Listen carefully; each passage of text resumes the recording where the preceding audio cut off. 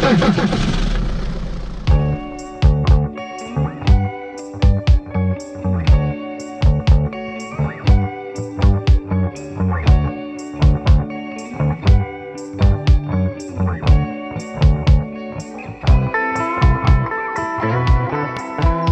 à toutes et à tous et bienvenue sur La Panaméricaine, le podcast abordant les travaux récents en sciences sociales qui portent sur les Amériques. Après notre pause estivale et notre premier arrêt lecture, nous renouons aujourd'hui avec notre format traditionnel qui fait se rencontrer deux jeunes chercheuses et ou chercheurs autour d'une thématique commune. En 1971, l'écrivain uruguayen Eduardo Galeano publiait Les veines ouvertes de l'Amérique latine, dans lequel il retraçait l'histoire du pillage des ressources naturelles du sous-continent, ainsi que l'exploitation des populations indigènes, comme dans la célèbre mine d'argent de Potosí, en Bolivie. Plus de 50 ans plus tard, les mines sont-elles toujours un objet de recherche fécond pour comprendre les enjeux actuels que traversent ces sociétés ? Afin de nous guider dans cette exploration, nous avons le plaisir d'avoir aujourd'hui avec nous Léa Lebopin et Vincent Harpoulet. Léa Lebopin est doctorante en sciences politiques à l'université Sorbonne Nouvelle, rattachée au CREDA, sous la direction de Camille Guaran. Sa thèse s'intitule « Sous l'emprise de la mine, politique de l'extraction minière et désastres industriels dans le Minas Gerais, Brésil ». Vincent Harpoulet est doctorant en histoire économique à l'université Sorbonne Nouvelle, rattachée au CREDA sous la direction de Carlos Queinan. Sa thèse s'intitule « Géopolitique des ressources minières, secteur public, intérêt privé et enjeux internationaux en Bolivie, en Équateur et au Pérou, de 1992 à 2019 ».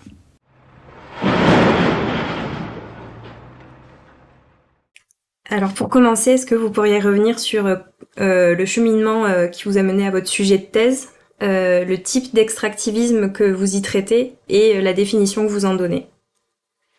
Oui, alors je peux commencer. Moi, mon sujet, en fait, je l'ai pas pensé tout de suite comme ça, travailler sur les mines dans le Minas Gerais, mais au début, je travaillais sur des barrages hydroélectriques qui se trouvaient dans le Pará, en Amazonie, et j'ai dû changer de sujet, un peu confronté à l'ethnographie, à la réalité du terrain, parce que le Pará, c'est très isolé, c'est assez dangereux, et donc j'ai décidé d'aller plutôt voir ce qui se passait dans le Minas Gerais.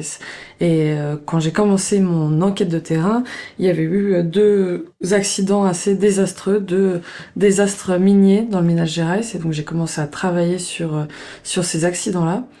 Et j'ai ensuite décidé, en fait, confrontée à l'ethnographie, je me suis rendu compte qu'il y avait quelque chose de plus global à observer, qui était l'emprise de l'entreprise privée sur le territoire. Et donc maintenant je travaille sur du coup cette emprise de Vale sur le territoire du Minas Gerais et sur la structuration de la société, et donc sur l'extractivisme moi j'entends en tout cas comme une surexploitation massive et destructrice de la nature. Et je travaille sur des mines qui extraient du fer, donc du minerai de fer en très grande quantité. Alors du coup, si j'ai choisi de me spécialiser sur ce sujet-là en particulier, déjà c'est un peu dans la continuité en fait des thématiques sur lesquelles j'avais travaillé dans le cadre de mon mémoire, puisque j'avais consacré mon mémoire à la politique pétrolière mise en place en Équateur à partir du boom pétrolier des années 70 jusqu'à la fin de la présidence de Rafael Correa. Si j'avais choisi ce sujet-là, c'est parce qu'au début, quand je suis arrivé à l'IHEL, en fait, j'avais simplement comme objectif de voir un peu quel était le bilan politique et surtout économique en fait des gouvernements de gauche qui sont arrivés au pouvoir au cours des années 2000, pour voir s'ils avaient réellement impulsé une forme de réorientation économique ou si on pouvait observer certaines continuités en termes de politique économique. Et j'ai cherché à savoir un peu si ces continuités existaient, qu'est-ce qui pouvait expliquer en fait, quels étaient les éléments structurels, idéologiques, etc. qui permettaient d'expliquer ces continuités. Et donc j'ai choisi donc les ressources pétrolières au départ, puisque en Équateur c'est la principale source de revenus de l'État équatorien d'une part, et en plus j'ai vu que c'était autour de ce secteur-là que se cristallisaient principalement en fait les oppositions qui traversaient la gauche équatorienne. Donc je me suis dit que ça pouvait être un bon moyen de voir à la fois quelles étaient les marges de manœuvre dont disposait l'État équatorien en termes de gestion d'une ressource économique stratégique, mais aussi quelles étaient les conceptions économiques dont il était porteur et comment ces 2 éléments pouvaient expliquer l'orientation de sa politique pétrolière. Bon, en résumé, c'est ça. Et du coup, si j'ai souhaité me réorienter vers l'extraction minière, c'est parce que au départ, je voulais voir en fait si les dynamiques que j'avais pu observer en ce qui concernait l'extraction pétrolière pouvaient également s'appliquer à une autre ressource qui était stratégique au sein de l'économie équatorienne et considérée comme stratégique en vue de son insertion dans les échanges économiques internationaux. Et justement, en fait, les ressources en cuivre occupent une place importante dans les projets de développement économique portés par les différents gouvernants depuis la découverte en fait de ressources, de gisements importants de cuivre au début des années 80. De fil en aiguille, je me suis tourné vers une analyse comparée en fait, parce que ça permet déjà de voir un petit peu si ces dynamiques ne s'appliquent qu'à un seul État ou si on peut observer des dynamiques similaires dans d'autres États qui ont des structures économiques assez comparables. Et donc j'ai choisi de comparer cette analyse. La politique minière mise en place en Équateur avec celle qui avait été mise en place au Pérou et en Bolivie à la même époque. Alors pourquoi ces deux autres États ? C'est parce que déjà c'est deux États qui sont soumis un peu à des dynamiques économiques similaires, mais qui en même temps sont représentatifs de trois types d'extractivisme en fait assez spécifiques et bien distincts. Et donc ça me paraissait intéressant d'essayer de comprendre d'où venaient en fait ces spécificités à chacun de ces pays-là, alors qu'ils sont soumis à des dynamiques économiques assez comparables. Le choix de ces pays s'explique aussi par le fait que ils sont aussi producteurs de cuivre et d'étain. Et donc c'est deux ressources qui sont stratégiques à l'heure actuelle dans le cadre de la transition énergétique. Et donc ça permet de comprendre un peu comment en fait finalement les modalités d'insertion de ces États aux échanges économiques internationaux viennent orienter la configuration de leur politique minière. Quand je parlais d'extractivisme, de toute façon je partage un peu la même définition que Léa. Et voilà, l'extractivisme aussi, considère aussi que l'extractivisme, ça se caractérise par... c'est une forme d'extraction en fait parmi d'autres, puisque on voit bien distinguer extraction et extractivisme, parce qu'en fait l'extractivisme est une forme d'extraction à grande échelle justement de ressources naturelles orientées vers l'exportation. Et c'est justement le fait que ce soit orienté vers l'exportation qui fait que ces processus-là relèvent de l'extractivisme en fait, puisque c'est corrélé à une logique d'insertion dans les échanges économiques internationaux et à une recherche d'avantages comparatifs à l'échelle internationale.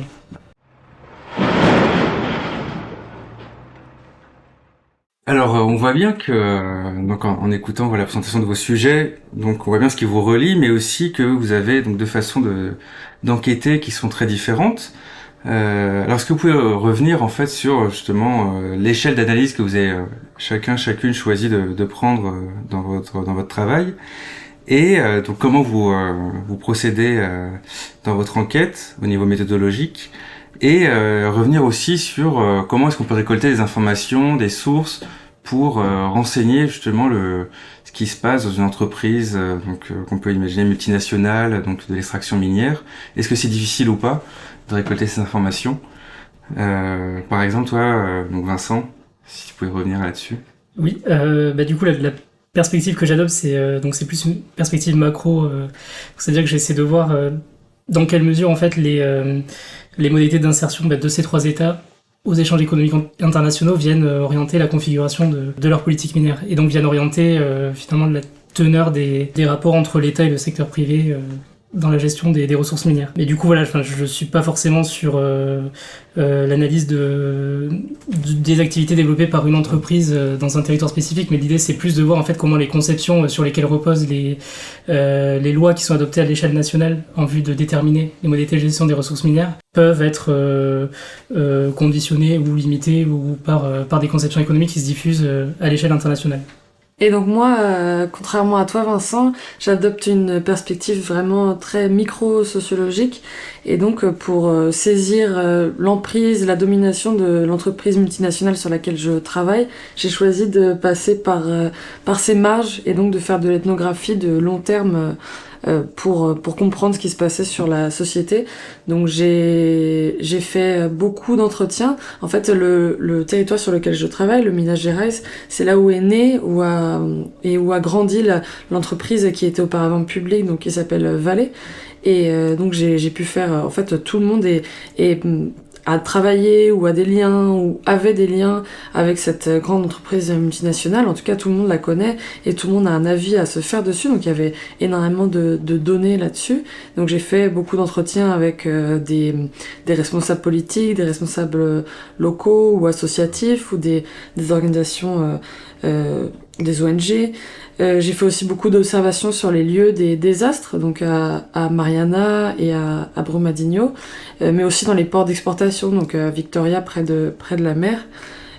Aussi des observations d'un peu plus long cours dans les commissions d'enquête parlementaires qui se sont déroulées après les désastres donc de Mariana et de Brumadinho. Donc je me suis rendue dans les assemblées pour observer ce qui se passait avec les avocats, etc. Tout ça pour dire qu'en fait, j'ai pas forcément eu accès à l'entreprise sur laquelle je travaille, pas eu l'accès et pas forcément envie, parce que quand j'en ai eu accès, les informations qu'on me donnait, c'était des informations très travaillées, très travaillées par des gens qui sont spécialistes de la communication et en fait qui donnent pas beaucoup d'accès à des réelles informations, en tout cas qui sont pas très intéressantes pour mon sujet. Donc notamment des lobbyistes, des responsables de la communication ou des politiques de RSE. Et j'ai donc choisi de faire plutôt une ethnographie des personnes qui étaient directement impactées par par les politiques d'extraction et les politiques d'indemnisation de cette entreprise. Donc avec beaucoup de familles de victimes de ces barrages, d'anciens ouvriers ou de syndicalistes. En tout cas, j'ai essayé de saisir ce qui se passait et les pratiques de cette entreprise par ses marges et donc par tous les gens qui sont plus ou moins touchés par ces politiques privées. Et du coup, c'est vrai qu'au niveau des sources, je vais aussi appuyer en partie sur des entretiens en fait. Enfin, je vais réaliser des entretiens auprès notamment de conseillers économiques qui ont participé à la mise en place de ces politiques minières justement, d'essayer de comprendre quelles sont les conceptions économiques dont ils sont porteurs et si on peut observer des tensions justement ou des points de comparaison avec les conceptions économiques sur lesquelles repose la législation économique internationale. Mais l'idée c'est aussi d'interroger des salariés également des entreprises minières en fait pour voir comment cette tentative de conciliation ou les tensions qui peuvent exister entre les conceptions économiques diffusées à l'échelle nationale et les conceptions économiques internationales, pour faire court, quelles sont les conséquences de ces tensions-là ou conciliations sur les conditions de travail des salariés au sein des mines de cuivre et d'étain dans ces trois états. Puis après, l'autre deuxième type de source principale sur laquelle je m'appuie, c'est des sources plus juridiques en fait, parce que je lis en fait toutes les lois minières qui ont été adoptées depuis le début la période que j'étudie, donc depuis le début des années 90. Et l'idée, c'est que je compare en fait les conceptions qui sont contenues dans ces lois minières ou les clauses de ces lois avec les clauses et conceptions qui sont contenues dans les traités bilatéraux que concluent ces trois États avec d'autres États à l'échelle internationale, pour voir comment ce type de traités peuvent contribuer à conditionner ou orienter, encore une fois, les lois qui sont adoptées dans le secteur minier. Et puis la plupart de ces traités-là sont accessibles sur un site qui s'appelle Sistema de Información sobre Comercio Exterior, et qui est quand même assez exhaustif. Puis après, la plupart des lois des lois minières sont également accessibles sur les sites des ministères en ligne aussi. Et après, juste le dernier point, c'est que je m'appuie aussi sur les procès, justement, l'analyse des procès qui sont intentés soit par des entreprises privées minières, soit par ces États auprès d'organismes, de tribunaux internationaux qui sont chargés justement d'arbitrer les conflits découlant de ces traités-là, des conflits qui sont convoqués au nom des clauses contenues dans ces traités-là, pour essayer de voir en fait quelles sont les modalités de résolution de ces tensions-là, toujours entre l'État et le secteur privé. Il faut savoir quand même que en général, les enquêtes sur l'extractivisme et sur les multinationales, c'est assez connu pour être des enquêtes assez difficiles d'accès et aussi difficiles pour les militants, mais aussi pour les chercheurs. Il y a quand même beaucoup de répression, beaucoup de menaces ou de coercition, beaucoup de mouvements sociaux qui sont empêchés de se mobiliser, et aussi de chercheurs, même en thèse, qui sont empêchés. Donc c'est des enquêtes qui sont connues pour ne pas être forcément faciles d'accès. Vous n'avez pas eu de pression ou Moi, de problème? si, vachement, ouais. Ah bon? Ouais. Vraiment?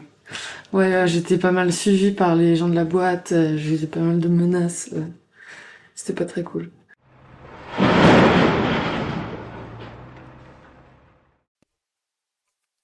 En vous écoutant, on sent qu'il y a l'air d'avoir un gros enjeu dans les relations entre le secteur public et le secteur privé sur vos terrains, et aussi que les configurations ont l'air assez différentes sur vos terrains respectifs, et ça serait bien que vous reveniez dessus pour clarifier, en commençant par Léa.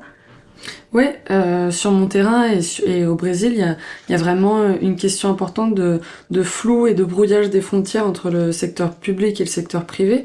Comme je vous le disais, Vale, donc l'entreprise sur laquelle je travaille, c'était une entreprise publique. qui est devenu privé à la fin des années 90 et en fait au moment globalement en Amérique latine des réformes néolibérales. Maintenant, c'est une entreprise complètement privée, dont son siège social se trouve même en Suisse.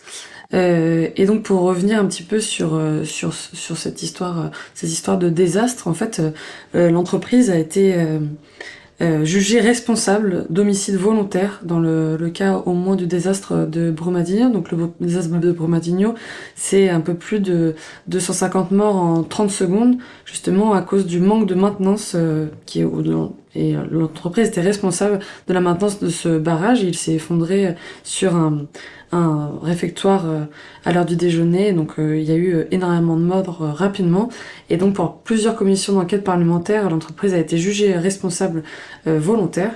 Malheureusement, depuis, il n'y a toujours pas eu de jugement. On ne sait même pas s'il y en aura un jour.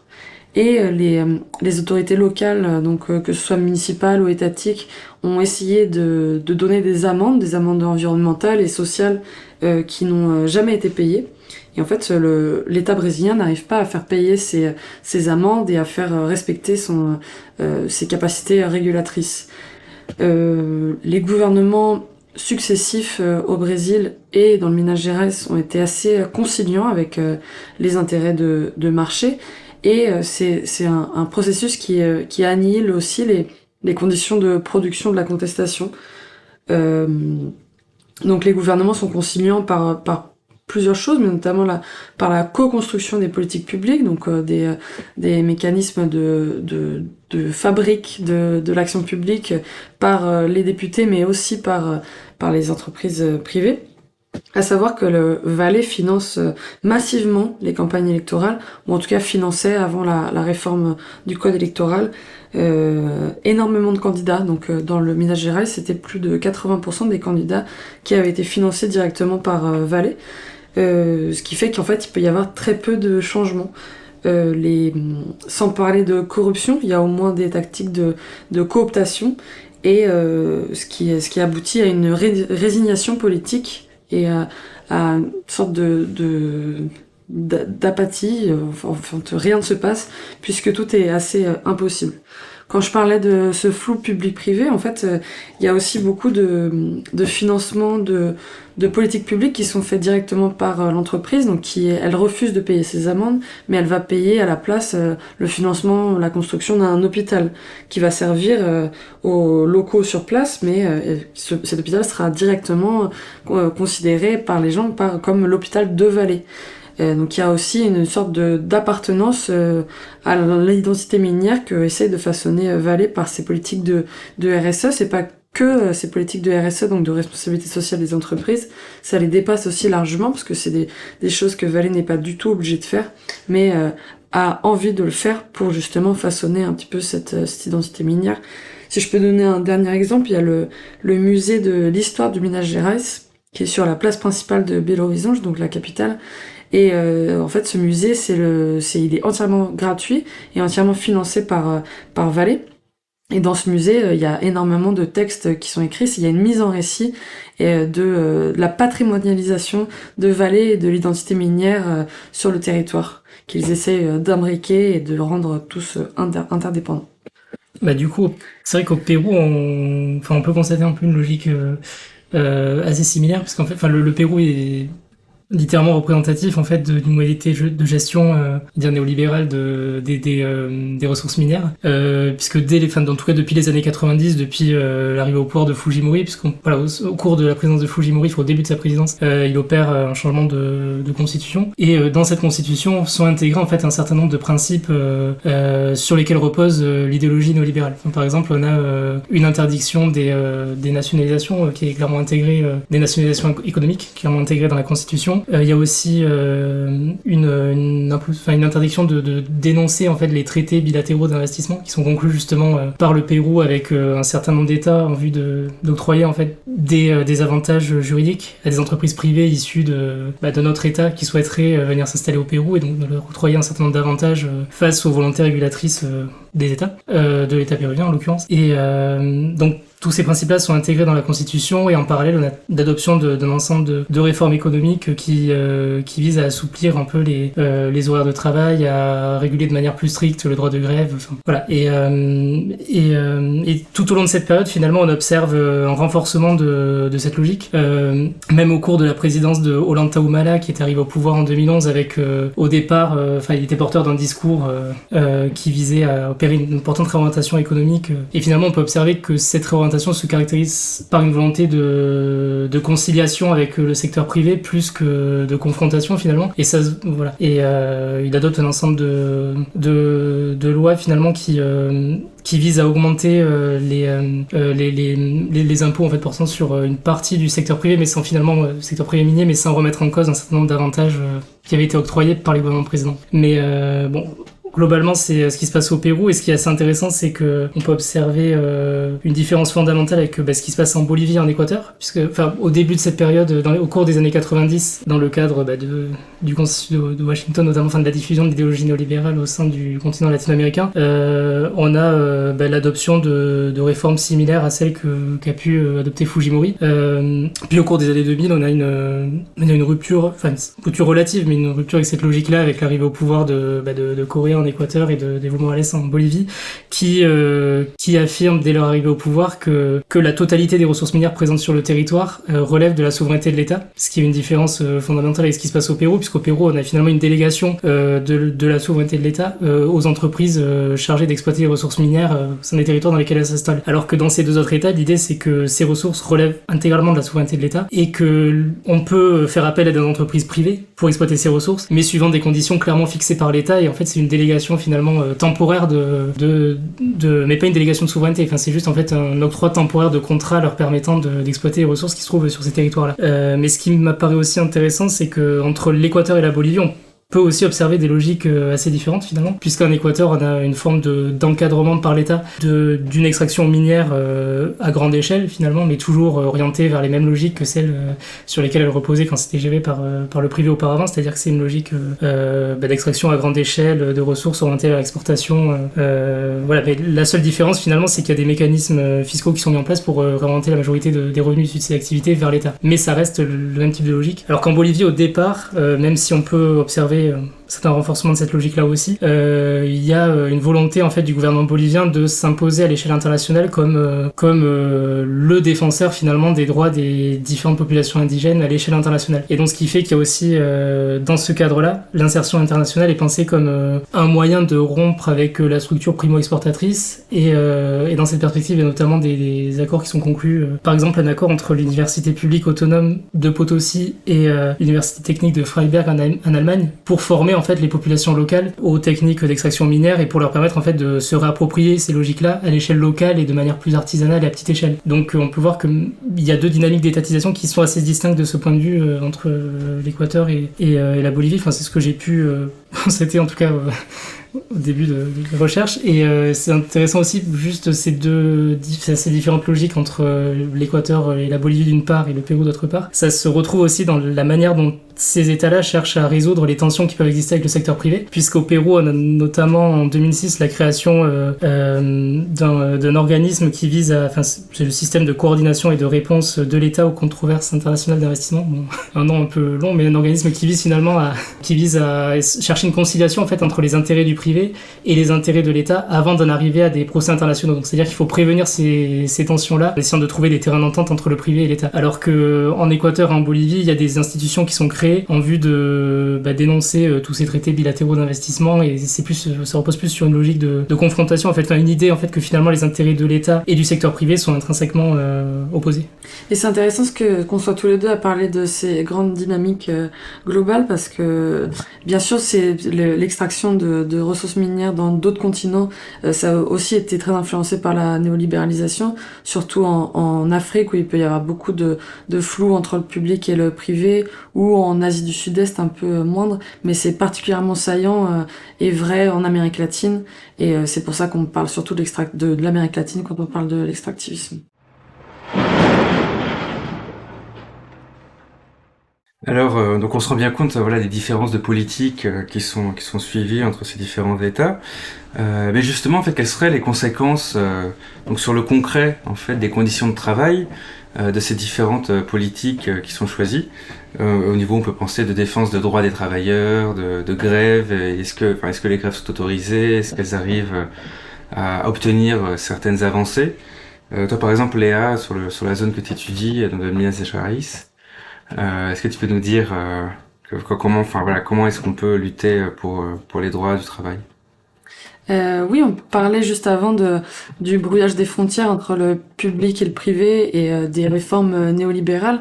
Je pense que la principale conséquence, la conséquence directe, c'est sur les conditions de travail et donc notamment sur la tertiarisation des ouvriers et des miniers et le recours donc à des entreprises tiers et au travail journalier. Donc il y a beaucoup d'employés des mines qui sont recrutés pour des contrats très courts, donc parfois même d'un seul jour, ce qui leur enlève tout moyen d'avoir une protection sociale suffisante ou même une protection de santé. Donc les désastres dont je vous parlais, en fait, juridiquement, ils sont considérés comme des accidents du travail qui arrivent quand même relativement souvent. Et à cause de cette tertiarisation et de l'appauvrissement des conditions de travail aussi, les travailleurs miniers sont de moins en moins protégés. En plus, ça génère des problèmes sur le syndicalisme, puisque des travailleurs journaliers vont avoir beaucoup moins tendance à se syndicaliser. Et le syndicalisme dans le Minas Gerais et dans le Brésil en général est très délité. Donc il n'y a pas un seul syndicat central, il n'y a aucune union centrale syndicale, mais c'est plutôt plein de petits syndicats qui sont par ville ou même des petits syndicats par type de minerai extrait. Malgré tout ça, il y a quand même une certaine fierté de travailler dans la mine que j'ai pu observer aussi en faisant de l'ethnographie. Je pense que c'est assez lié à ce sentiment d'appartenance à l'identité minière. Beaucoup m'ont raconté des souvenirs d'enfance où ils couraient, ils passaient beaucoup de temps dans les villes qui étaient dirigées par l'entreprise minière quand c'était encore public, et beaucoup de personnes, de trajectoires familiales très liées à l'entreprise. Et donc il y a quand même une femme qui m'avait particulièrement touchée, son fils était mort pendant le désastre de Brumadinho. Il travaillait dans l'usine, et elle racontait que son fils était super fier de travailler dans l'usine. Il était très content, et qu'elle en voulait pas à l'entreprise d'avoir pratiqué ce qu'elle a fait, et que son fils, ce dont il était le plus fier, c'était de revêtir son uniforme le matin. Voilà, c'est pas très gai, mais ça illustre bien à quel point les gens restent attachés à cette entreprise, malgré tout ce qu'il peut y avoir comme problème, notamment même aussi de menaces sur les personnes syndiquées, de licenciements abusifs, etc. Et toi, Vincent, donc, t'as pu opérer des différences dans les différents pays au niveau de cette gestion et ces luttes vraiment dans le quotidien de la mine? Ouais, mais ce qui est assez intéressant, c'est que, enfin, notamment, on peut observer des différences, par exemple, entre les oppositions à l'extraction minière qu'on peut trouver en Bolivie ou en Équateur, par exemple, enfin, de ce que j'ai pu voir en Bolivie, la majorité des mouvements d'opposition à l'extractivisme dans les différents territoires dans lesquels ils se développent cherchent surtout, en fait, à se réapproprier ces ressources-là, en fait, ou alors demandent une réappropriation de ces ressources-là, ou alors une redirection, en tout cas, des revenus issus de ces ressources-là vers leur réinvestissement dans infrastructures de santé, éducatives, etc. Enfin, en tout cas, il y a vraiment une volonté de se réapproprier ces activités-là. En Équateur, en partie aussi, on peut observer aussi un rejet finalement du modèle de développement sur lequel repose l'extractivisme dans certains territoires. Et ce qui est assez intéressant, c'est notamment dans l'un des principaux territoires miniers, qui est la vallée de l'Intag, qui se trouve au nord de Quito, à proximité de la réserve naturelle de Cotacachi. On a pas mal de communautés qui se mobilisent justement contre contre ces activités minières. Et on peut voir que ces communautés justement sont un peu comme au Brésil finalement, sont aussi divisées vis-à-vis de cette activité. Il y a toute une partie des membres de ces communautés qui voient l'activité minière une nouvelle source de revenus, etc. et qui acceptent de travailler dans ces entreprises-là. Et on a une fracture sociale importante qui s'opère entre ces personnes-là et celles qui sont fondamentalement opposées à l'activité minière. Et donc finalement l'activité minière génère aussi une forme de désorganisation sociale, ou en tout cas de fracture au sein même des communautés à l'échelle locale. Et donc après, les formes d'opposition dans ce territoire-là, par exemple en Équateur, se matérialisent par... il y a des sabotages, par exemple, des infrastructures minières. Il y a aussi... ce qui est assez intéressant, c'est qu'ils ont aussi... il y a certaines communautés qui ont recours à plus des instruments juridiques, en fait, qui, par exemple, c'est en 2000, il y a le canton de Cotacachi est déclaré, en fait, comme canton écologique. Et donc l'idée, en fait, c'est de revendiquer en fait une forme de propriété collective de l'ensemble des communautés qui vivent au sein de ce canton-là, de cet espace en fait, et de le revendiquer comme une forme de propriété collective et une forme de propriété collective qui refuse en fait l'extraction minière. Mais ce qui est assez intéressant, c'est que c'est un peu comme décrit pour Vallée finalement. Il y a aussi des entreprises minières ont recours à là c'est un peu la même chose pour le coup, ont recours à des milices paramilitaires privées en fait. Enfin, c'était notamment le cas de Ascendant Copper, qui était une entreprise minière qui opérait dans la vallée de l'Intag avant l'arrivée au pouvoir de Correa notamment, et qui avait recours justement à des formes de milices privées en vue de réprimer un peu ces mouvements d'opposition. Et on peut observer un peu la même chose au Pérou, où en fait, comme on l'avait évoqué tout à l'heure, il y a une forme de délégation de la souveraineté de l'État et de la quasi-totalité des fonctions de l'État aux entreprises minières qui opèrent au sein de ces espaces-là. Et il y a même une délégation en fait des fonctions régaliennes de ces entreprises-là, ce qui fait que c'est notamment en fait en 2006 le gouvernement péruvien revendique une forme de passage d'une sécurité défensive à ce qu'il appelle une sécurité entrepreneuriale. Donc ce qui fait que les entreprises minières sont directement chargées au sein de certains espaces en fait de la gestion de la sécurité au nom de l'État. Et donc elles peuvent avoir recours en fait à des milices privées pour réprimer ces mouvements d'opposition, mais au nom de l'exercice du monopole de la violence légitime de l'État, quoi. Je reviens sur ce que tu disais à un moment, parce que je pense que c'est assez central sur les travaux récents ou en cours sur l'extraction minière. Avant, les travaux qui portaient sur l'extraction minière étaient très focalisés sur les conflits socio-environnementaux des gens qui étaient contre. Et on voit en fait dans nos deux cas, il y a des gens qui ils sont pas complètement contre l'extraction minière, ils veulent se les réapproprier les ressources. Et moi, dans mon cas, il y a aussi, bien sûr, il existe des mouvements d'opposition, mais il y a aussi des mouvements de soutien qui se forment et des personnes qui défendent absolument la nécessité de développer leur territoire par l'extraction minière et leur dévouement aux entreprises privées qui le font. Ce qui est assez paradoxal et étonnant quand on y pense de loin.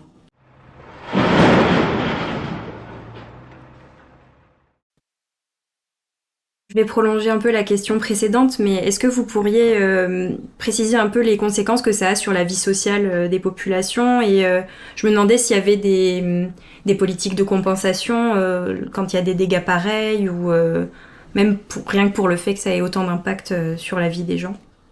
Ouais, mais du coup, en général, c'est vrai que les politiques de compensation, ça consiste à construire un certain nombre d'infrastructures qui sont perçues comme justement des manières de compenser les conséquences environnementales et sociales de ces activités-là, puisqu'on a notamment un certain nombre de ces communautés qui sont relogées dans de nouvelles villes et qui sont construites un peu ex nihilo par ces entreprises pour libérer les espaces dans lesquels se trouvent les ressources minières. Et dans ces villes-là, ces entreprises, je vais encore parler notamment de l'exemple de l'Équateur et de cette entreprise canadienne dont j'ai parlé tout à l'heure, mais finance un certain nombre d'infrastructures de santé, d'infrastructures éducatives, qui sont perçues comme des compensations finalement à la désorganisation sociale qui est générée par ces activités-là, et comme une manière d'intégrer finalement la totalité des espaces de l'Équateur au service public, rendre accessible à tous ces services publics. Et c'est une logique qui est reprise après par le gouvernement de Correa, qui même quand il y a une étatisation de ces activités-là, on a toujours cette logique qui consiste à vouloir développer des sortes d'infrastructures qui visent à justement à favoriser un accès de la totalité de la population aux services publics. Mais en fait, ce qui est intéressant, c'est que ces investissements-là sont rejetés par toute une partie de ces populations qui considèrent que ça revient à leur imposer une forme de développement qui ne leur correspond pas, parce qu'on a notamment une partie de ces communautés qui s'identifient notamment en Équateur en fait au concept du buen vivir qui est assez répandu en Équateur et qui vise en fait à repenser totalement le rapport que les êtres humains entretiennent vis-à-vis de l'environnement qui les entoure, qui ne doit pas être perçu, pour résumer, mais qui ne doit pas être perçu comme une source, enfin justement une ressource dont on peut tirer profit, mais voilà, l'être humain est perçu en fait comme une partie de l'environnement qui l'entoure, mais pas comme quelque chose qui doit tirer profit de cet environnement-là. Et enfin voilà, et donc ce qui est intéressant, c'est qu'on a une certaine communauté, mais notamment dans la vallée d'Inutag, qui cherche à développer des formes alternatives de développement pour mettre en avant le fait qu'il peut exister d'autres formes de développement distinctes de celles sur lesquelles repose l'extractivisme. Enfin, pour un exemple, il y a par exemple un certain nombre d'associations qui sont créées, comme l'association agro-artisanale Café Rio Intag, voilà, dans laquelle en fait un certain nombre d'habitants de ces communautés se réunissent pour justement voilà, exploiter le café à l'échelle locale et montrer qu'il y a d'autres alternatives en gros plus locales qui sont viables, qui peuvent être viables économiquement, et puis même plus prosaïquement, ces alternatives permettent aussi à ces personnages finalement d'avoir d'autres sources de revenus qui permettent de desserrer un peu la pression financière des entreprises minières et donc de leur libérer des marges de manœuvre pour pouvoir se mobiliser de manière plus importante face à ces entreprises-là. Oui, et vraiment dans le prolongement de ce que dit Vincent, je pense que c'est à peu près les mêmes dynamiques que j'ai pu observer sur le terrain dans le Minas Gerais, puisque oui, comme tu disais Marie, il existe beaucoup de mécanismes de compensation et donc des politiques publiques non justement, des politiques d'indemnisation qui s'apparentent plutôt à des politiques de responsabilité sociale des entreprises et de réparation, mais ces indemnisations, elles ont des conséquences sociales très concrètes sur la désorganisation de la société et sur la vie sociale.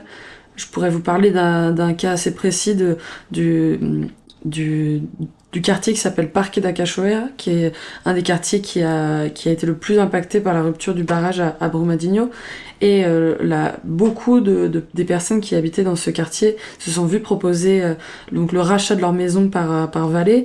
Pas tous, et en plus avec une logique de désorganisation qui s'apparente plutôt à diviser pour mieux régner de la part de l'entreprise. En tout cas, il y a beaucoup de maisons qui sont vides, certaines non, d'autres qui sont contraints de rester dans cet endroit.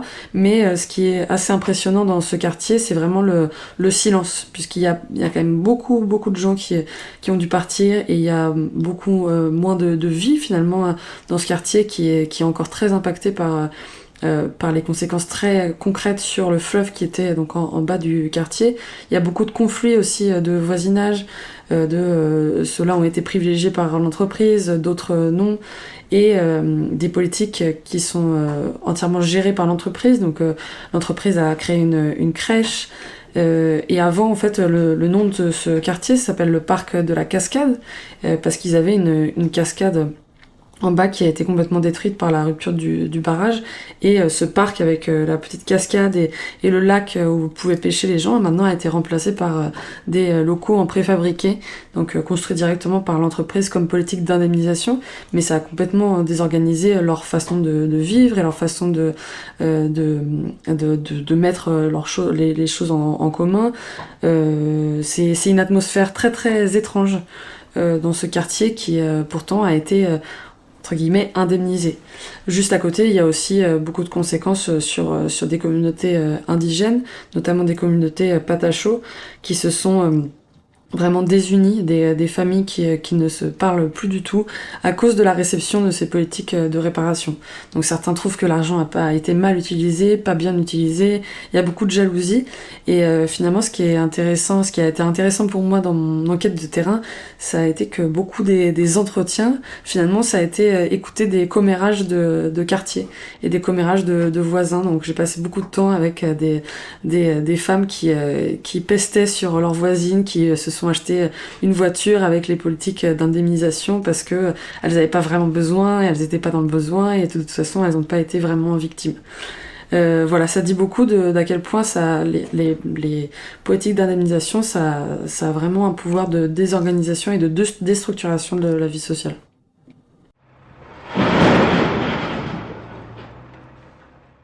Pour terminer cet épisode, c'est voilà le traditionnel moment de conseil de culturel en fait qu'on propose à nos auditeurs qui ont envie de s'intéresser à cette thématique, à la thématique que vous étudiez. Donc, est-ce que vous avez des œuvres culturelles, des livres, des films à proposer pour rentrer justement dans toute cette complexité de l'extraction minière sur le continent américain? Toi, Vincent, par exemple. Alors j'avais plusieurs documentaires à proposer, notamment un documentaire qui s'intitule Bajos Suelos Ricos et qui justement est consacré à toutes les tensions qui ont pu découler du développement de l'extraction minière dans la vallée de l'Intag. Enfin, c'est vraiment concentré sur cette étude de cas. Ça a été réalisé par Malcolm Roger, voilà. Et ensuite il y a un autre documentaire qui me paraît intéressant qui s'intitule Minga Voces de Resistencia, qui a été réalisé par Pauline Dutronc et Damien Charles et qui revient en fait sur justement qui met en parallèle en fait un certain nombre de mobilisations contre l'extractivisme au sens large qui sont développées dans la plupart des pays latino-américains. Donc c'est assez intéressant. Et puis plus sur vu que je parlais aussi des traités bilatéraux d'investissement, peut-être que si on veut voir plus clairement à quoi ça correspond, il y a un documentaire aussi qui a été réalisé par Arte en 2016, qui s'appelait Quand les multinationales attaquent les États et qui revient justement de manière précise sur la configuration de ce système d'arbitrage international. Donc ça peut être assez intéressant pour ceux qui souhaiteraient y voir plus clair. Et il y a notamment un exemple d'un procès qui oppose une entreprise minière justement privée à l'État colombien. Donc, oui, sur mon cas, assez précisément, il y a un documentaire qui s'appelle O Lugar Mais Seguro do Mundo, donc le lieu le plus sûr du monde. Et en fait, c'est un documentaire brésilien donc qui suit un jeune qui a été victime qui habitait dans ce quartier à Mariana qui s'appelle Marlon, et on suit son parcours après la rupture du barrage et son parcours aussi après la réception des politiques d'indemnisation et donc son déménagement du petit quartier rural dans lequel il habitait avec sa famille jusqu'à son déménagement dans la périphérie d'une ville. Et justement, on voit à quel point il avait pas envie en fait de recevoir ces politiques d'indemnisation. En fait, il était très bien avec sa vie d'avant. C'est un documentaire très touchant. Et ça s'appelle comme ça puisque tout le monde considérait ce quartier très loin des bruits de la ville, etc. et très protégé. Et plusieurs fois, on m'a dit que oui, effectivement, Bento Rodrigues, qui est le quartier, c'était le lieu le plus sûr du monde. Et sinon, j'avais pensé à un livre assez classique, un grand classique des latino-américanistes sur le sujet, de Eduardo Galeano, et qui s'appelle As Veias Abertas de América Latina, les veines ouvertes de l'Amérique latine, et qui a été écrit dans les années 70, mais qui est toujours très d'actualité pour comprendre justement ces échanges de commodities et l'extraction des ressources en Amérique latine, qui est considérée comme une sorte de malédiction. Merci à tous les deux en tout cas d'avoir accepté de participer à cet épisode. Et merci à vous de nous avoir écoutés. N'oubliez pas de vous abonner au podcast pour ne pas manquer nos prochains épisodes qui paraissent tous les mois. Vous pouvez nous suivre sur Instagram, X et Facebook. Enfin, n'hésitez pas à nous écrire pour nous proposer des idées d'épisodes à l'adresse mail lapanamericainepodcast@gmail.com. À bientôt!